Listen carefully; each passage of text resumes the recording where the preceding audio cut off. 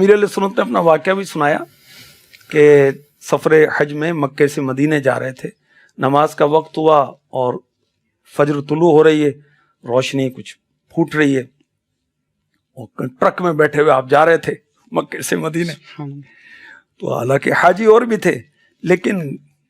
وہ کتنے حاجی ہیں کہ بیچارے وہاں جا کر بھی بدقسمتی سے نمازوں سے غافل ہو جاتے ہیں، اب تو وہ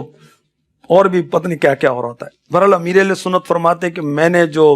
وہ ٹرک کا پچھلا جو تھا دیوار تھی اس کو زور زور سے اس کو بجانا شروع کیا،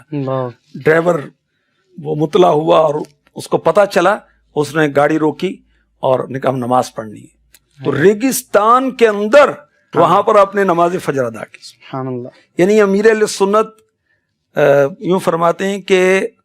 ایسا کئی دفعہ ہوا کہ میں نے گاڑیاں چھوڑی، نماز نہیں چھوڑی، بس چھوڑ دی، ٹرین چھوڑ دی کہ نماز۔ اعلیٰ حضرت کا بھی واقعہ ہے کہ آپ نے ٹرین چھوڑ دی تھی۔ تو یہ اچھا، پھر امیر علیہ سنت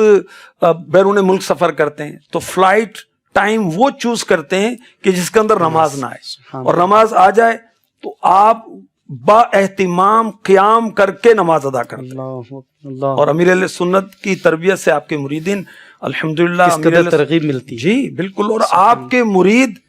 جو واقعی ماحول میں ڈھل گئے، پختہ ہو گئے، نماز ہی نہیں چھوڑتے۔